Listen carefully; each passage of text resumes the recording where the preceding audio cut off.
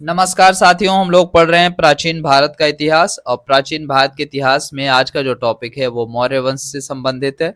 अब देखिए, मौर्य वंश से संबंधित आपको बहुत सारी जानकारियां अलग अलग तरीके से प्राप्त होती हैं, जिसमें आप देखते हैं साहित्यिक स्रोत के रूप में, पुरातात्विक स्रोत के रूप में आपको इन्फॉर्मेशन मिल जाती है। अगर हम साहित्यिक स्रोत की बात करें तो हमने बताया था मेगास्थनीज की इंडिका।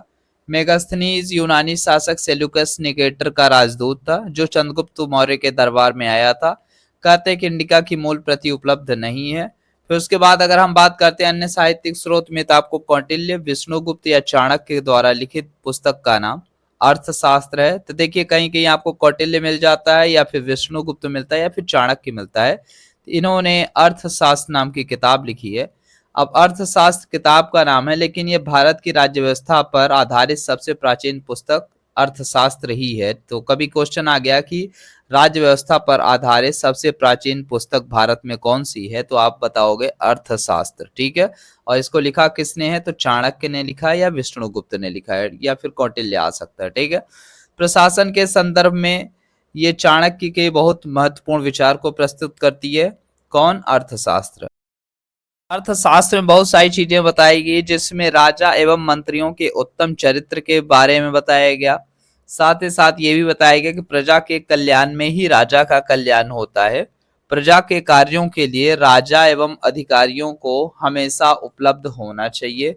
अगर ऐसा नहीं करते, मान लीजिए राजा या अधिकारी उपलब्ध नहीं होते हैं, तो इससे राज्य में असंतोष बढ़ेगा, षड्यंत्र शुरू हो जाएंगे और व्यवस्था में परिवर्तन होना शुरू हो जाता है। ठीक है। अधिकारियों का जो सबसे महत्वपूर्ण कार्य है, नीतियों का क्रियान्वयन करना है। सामाजिक रूप से कमजोर वर्गों के कल्याण के लिए राज्य को उपाय करने चाहिए। एक सशक्त सेना एवं कुशल गुप्तचर प्रणाली राज्य की सुरक्षा के लिए आवश्यक है, तथा प्रभावी प्रशासन के लिए कर प्रशासन की कुशलता आवश्यक है। और साथ ही साथ ये भी बताया गया है कि पड़ोसी का पड़ोसी जो होता है वो मित्र होता है। अब इसका रीजन क्या है, तो पहला चीज जो होता है बॉर्डर डिस्प्यूट। तो सीमा विवाद हमेशा पड़ोसी एक पड़ोसी से दूसरे पड़ोसी के बीच में बना ही रहता है। तो याद रखना है कि जब पड़ोसी का पड़ोसी जो होगा वो हमेशा क्या होता है, मित्र होता है। ये बात चाणक्य ने कही थी। और दूसरा रीजन ये है कि पहला तो सीमा विवाद हो गया, और दूसरा विवाद हो जाएगा राज्य विस्तार की महत्वाकांक्षा। तो अगर इन दोनों क्या होते हैं, एक दूसरे से मिलते रहते हैं ये दोनों हित, यही वजह है कि दोनों क्या हो जाते हैं, पड़ोसी के पड़ोसी जो होते हैं अक्सर मित्र हो जाया करते हैं।